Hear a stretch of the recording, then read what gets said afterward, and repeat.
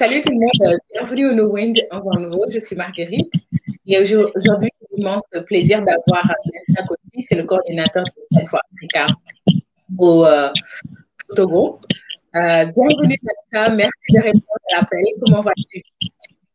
Oui, je veux dire, Marguerite, merci pour cette opportunité que tu me donnes encore de me présenter ou bien de parler un peu de Stand for Africa au Togo. Merci pour tout ce que tu fais pour Stand for Africa. Merci, Marguerite. Je te retourne le compliment. C'est au Togo, vous travaillez très très dur. Toi et ton équipe, vous travaillez dur. C'est franchement une joie de t'avoir au sein de Stand for Africa.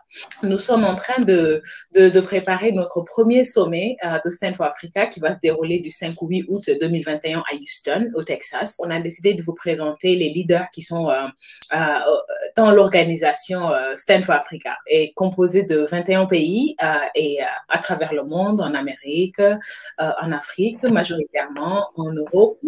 Et voilà, et Mensa fait partie des coordinateurs des 21 pays. Il est actuellement au Togo. C'est lui qui est responsable de l'équipe Stand for Africa au Togo.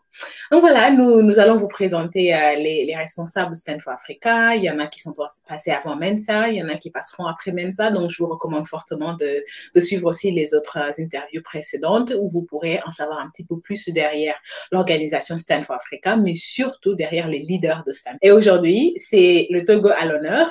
Commençons un petit peu par ton parcours scolaire. Qu'est-ce que tu as fait comme étude pour commencer? Ok, merci beaucoup Marguerite. Je dirais que je suis environnementaliste de formation. Ouais. Je suis beaucoup plus impliqué dans les questions de protection des aires protégées et je suis beaucoup plus consultant également dans les histoires du changement climatique. J'ai fait j'ai fait une formation en foresterie et protection de l'environnement. Donc, je suis ingénieur et forestier. Et je dirais de façon brève, c'est mon parcours scolaire. Voilà, merci. Donc, du coup, je sais que tu travailles comme environnementaliste, tu travailles avec des ONG. Et dans la vie de tous les jours, en dehors de Stand for Africa, qu'est-ce que tu fais? Parle-nous un petit peu plus de ton travail. Ok, merci beaucoup, Marguerite. Je dirais en dehors de Stand for Africa, où je suis coordinateur au Togo, je suis conseiller technique sur un projet dénommé Communauté résiliente au changement climatique avec une ONG internationale dénommée INADES Formation. Donc, je suis avec INADES Formation depuis 2 ans. Et nous travaillons avec les communautés riveraines et les collectivités locales et les services déconcentrés de l'État où nous travaillons en synergie pour pouvoir protéger nos patrimoines qui sont les ressources naturelles. Et après cela, j'appuie certains enseignants de l'enseignement supérieur, des enseignants-chercheurs, et dans certains cours, spécialement les SIG appliqués à la gestion des ressources naturelles. Et je m'implique beaucoup aussi dans la reconnaissance des arbres, la botanique et la systématique. Voilà. Et en dehors de Stand for Africa, c'est ce que je fais au quotidien. Je suis aussi consultant sur beaucoup de projets. Merci. On aura le temps d'en discuter. Merci beaucoup, Bien entendu, bien entendu. Ce que je fais, je suis tellement intéressée par l'environnement, mais à un tel point.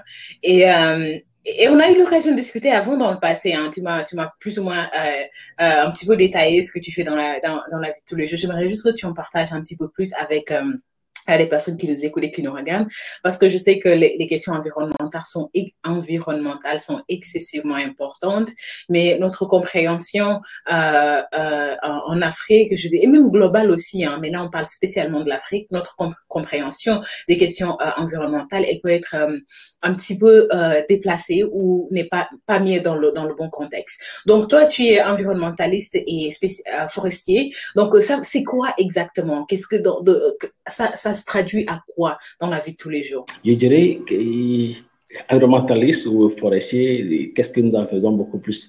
Nous travaillons, vous voyez qu'aujourd'hui, on parle partout des changements climatiques et l'Afrique constitue vraiment un grand poids en matière de changement climatique parce que nous avons une grande partie des forêts tropicales en Afrique. Alors, c'est d'amener nos communautés à s'approprier de ces ressources que nous avons et amener des actions pour une gestion durable. Parler des actions pour une gestion, parler des actions de gestion durable, c'est quoi? C'est de les amener à comprendre que ce que nous avons, c'est pas pour la communauté seule, mais c'est pour tout le pays, c'est pour tout le continent et c'est pour tout le monde entier où il est très important de conserver les ressources que nous avons. Quand on parle de forêt, ce n'est pas seulement les forêts, ou bien en matière d'environnement, ce n'est pas seulement l'environnement comme dans le sens, mais il y a plusieurs constituants de cet environnement-là. Alors, aujourd'hui, on parle des espèces emblématiques qui sont en voie de disparition. On parle des espèces arboricoles qui sont en voie de disparition. Supposons qu'il y a une espèce qui a une grande valeur sur beaucoup de plans, ou bien que ce soit le plan médicinal. Supposons que cette espèce a cette grande valeur et la communauté ne sachant pas à mener des actions de dégradation où on a coupé ces espèces-là. Demain, quand on aura besoin, on verra plus ces espèces-là. Alors, il est très important de les faire comprendre que cette ressource, c'est pour nous tous. Et quand on la conserve pour aujourd'hui et pour les générations à venir. Voilà, c'est un peu ça. Si nous reprenons le cas, par exemple, des espèces emblématiques en question, aujourd'hui, par le braconnage ou bien par les actions des braconniers, on a tué presque tous les éléphants. Ou bien, si je prends le cas des éléphants, on a tué beaucoup d'éléphants à cause de leur ivoire, où tous ces ivoires-là sont vendus à l'extérieur. Or, jusqu'à demain, ou bien d'ici 30 ans, si rien n'est fait, ça veut dire qu'on n'aura plus ces ressources-là. Ces ressources vont partir et nos enfants ne verront pas ces espèces-là. Alors, c'est de leur faire comprendre que c'est un patrimoine pour nous tous. Donc, il faut les prélever, mais de façon raisonnée, de façon rationnelle, pour qu'on puisse en utiliser aujourd'hui et que nos générations de demain puissent aussi en profiter dans les mêmes conditions que nous en profitons aujourd'hui. Absolument, c'est très, très important. Waouh, l'environnement. C'est tellement vaste, en fait, ce que tu fais. C'est non seulement, c'est pas que les ressources, végétalienne, mais aussi animalière. Donc, c'est très complexe. Moi, je suis convaincue que ton métier fait partie des métiers de l'avenir, des métiers du futur. Nous devons développer plus cette conscientisation. Même ça, il faut absolument que tu parles plus aux populations. Il faut absolument que tu, pas seulement au niveau local, mais aussi que tu sois plus présent. Bon, je suis pas convaincue. Moi, personnellement, je vais t'inviter à nouveau, comme ça on pourra parler de l'environnement en profondeur et développer un petit peu plus. Parce que on t'entend pas assez, on n'entend pas tes pairs ou tes semblables assez. Vous devez absolument être partout dans les réseaux sociaux en train de nous parler, d'informer la jeunesse, d'informer. C'est bien sur le plan local, mais moi je pense qu'il faut aussi l'emmener sur le plan audiovisuel, qu'on en parle un petit peu plus parce qu'il y a une exploitation tellement sauvage de nos ressources naturelles, tellement sauvage. Bien sûr. Tout le temps, récemment, j'ai vu quelque part des arbres de centaines et des centaines d'années qui sont abattus sauvagement et le bois exploité. Et nos gouvernements ne sont même pas au courant que ce genre de phénomène se passe chez nous. On parle même plus des éléphants, ça, bref, c'est trop passionnant ce que tu fais, honnêtement. En tout cas, bravo pour le travail que tu fais dans ton secteur de l'environnement. Et aussi, voilà, je souhaitais dire aux personnes qui nous regardent et qui nous écoutent, nous avons des responsables, des représentants aussi pertinents que Mensa. Ils sont partout dans tous les secteurs, des banquiers, des journalistes. Ce sont ces genres de ressources-là que nous avons au sein de Stand for Africa. Et l'objectif de cette organisation, c'est d'être le réseau africain pour les Africains du continent. C'est de la Caraïbe, les Afro-Américains, partout où les Africains sont, Stand for Africa vous appelle, venez, rejoignez notre organisation afin qu'on puisse ensemble réseauter aussi et à développer le continent africain. Du coup, Mensa, au Togo, parle-nous un petit peu de ton équipe de Stand for Africa au Togo. Vous êtes combien? Quelles sont les activités en ce moment? Ok, merci beaucoup Marguerite. Je dirais, au Togo, nous avons une équipe de 13 personnes qui travaillent activement et chacun avec son poste. Et nous avons eu à faire beaucoup de réunions, on a convoqué beaucoup de réunions. Et dans la capitale du Togo, qui est Lomé, on a fait beaucoup de réunions où on a fait comprendre à nos confrères le bien fondé du projet de Stand for Africa. On a échangé avec certains partenaires où ils nous ont vraiment assuré qu'ils sont des Stand for Africa. Et il est prévu une réunion de lancement, mais malheureusement, cette pandémie de Covid a vraiment ralenti ces activités qu'on devait mener. on a passé un temps pour sensibiliser aussi nos confrères et sur les métiers d'avenir et leur adhésion à Stanford Africa. Après ça, et qu'est-ce que nous faisons encore? Nous profitons de certaines fêtes pour pouvoir sensibiliser nos confrères sur comment l'auto-emploi, en fait, comment croire en ses valeurs et développer vraiment des stratégies pour arriver à atteindre ses objectifs. Alors, c'est un peu ce que nous faisons au niveau du Togo. On appuie également aussi les jeunes qui ont des organisations, nous les appuyons avec des conseils, puisque c'est une équipe pluridisciplinaire où il y a plusieurs compétences qui sont là. Donc, c'est à peu près ce que l'équipe du Togo fait. Merci beaucoup. Excellent. Wow. C'est pas une petite équipe quand même. Hein. Vous êtes 13 personnes, c'est un nombre assez considérable. Je sais que vous abattez un gros travail en ce moment. En tout cas, c'est super de t'avoir, Mensa. Mais du coup, Mensa, qu'est-ce que tu nous racontes? Qu'est-ce qui se prépare à Stanford Africa Togo? Vous venez au sommet? Vous préparez quoi? Explique un petit peu. Ça bouge ici au Togo. Ça bouge. Nous sommes déterminés. Le Togo est très déterminé pour assister et participer activement au sommet de Stanford Africa qui se tiendra du 5 au 8 août 2021 à Houston. Super. Non, mais même ça, le Togo doit absolument venir en puissance, tu sais.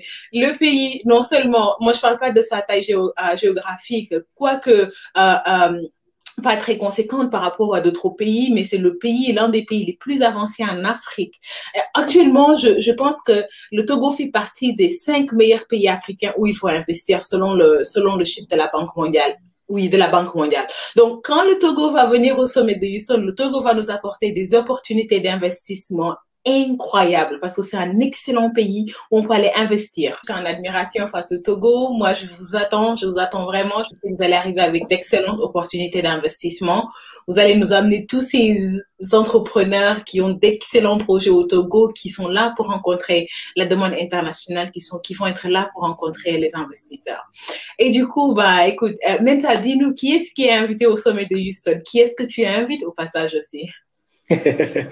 Merci beaucoup. Je dirais pour le sommet de Houston, tout le monde est invité, tout le monde, toutes les classes, toutes les couches sociales, tout, que ce soit la jeunesse, les grands startups, les footballeurs, les entrepreneurs, tout le monde est invité, surtout avec et tout ce qui se passe dans notre pays avec le Stanford Africa. Je pense que nous allons arriver avec, y compris les élèves seront là, les entrepreneurs qui seront là, les étudiants et tout le monde. Donc, préparez-vous à nous recevoir. Nous sommes vraiment très déterminés à participer à ce grand sommet de Houston. Incroyable. Moi aussi. Et du coup, on voulait juste intéresser les gens au sommet de Houston, en parler brièvement. Moi, je vous invite à rejoindre, si vous êtes au Togo, vous êtes entrepreneur, vous êtes start-up, vous êtes étudiant, leader ou vous êtes sportif, talentueux, rejoignez l'équipe de Stanford Africa au Togo parce que ce sont des compétences comme ça, ce sont des talents comme ça que nous recherchons au sein de Stanford Africa et ce sont des talents comme ça que nous invitons au sommet de Houston. Bien entendu, il y a des critères de participation, mais vous pouvez toujours postuler en ligne. Le site web de stanfordafrica.org, vous pouvez aller en ligne, postuler, remplir le dossier de candidature pour être considéré à la participation du sommet de Houston. Alors, Mensa, quel serait ton mot pour la fin? Ok, et Marguerite, je dirais je suis très ravi de faire partie de cette grande organisation internationale qui est présente dans 21 pays au monde. Et je suis vraiment honoré et je suis très déterminé avec mon équipe et l'équipe du Stanford Africa Global pour qu'ensemble nous puissions apporter notre contribution à l'édifice. Alors, je tiens sincèrement à remercier le promoteur, le président fondateur Roger Boissy pour cette détermination, ces efforts sans cesse, sans oublier Marguerite qui fait un travail louable. Je tiens vraiment à lui jeter des fleurs pour cette détermination à son niveau. Alors, pour nos confrères et tout le monde entier, je nous invite à participer activement, à apporter notre pierre à la construction de notre cher continent et de tous ses descendants. Et j'invite tout le monde, que ce soit en Amérique, aux États-Unis, en France, un peu partout en Chine, en Asie. J'invite tout et chacun à participer activement à la réussite de ce grand projet pour les générations futures. Donc voilà, je vous remercie d'être resté jusqu'à la fin de l'interview. Je vous donne rendez-vous sur d'autres podcasts avec un nouveau. Je vous invite chaleureusement à consulter le site web de stand4africa.org pour avoir un petit peu plus d'informations sur le sommet de Houston, les conditions de participation. J'invite aussi les sponsors à nous soutenir. Nous avons grandement besoin de votre soutien. C'est une organisation créée par les enfants du continent africain pour servir le continent africain. Du coup, nous invitons les grandes entreprises, les moyennes entreprises, les petites entreprises d'accompagner cet événement. Voilà, merci et à très bientôt.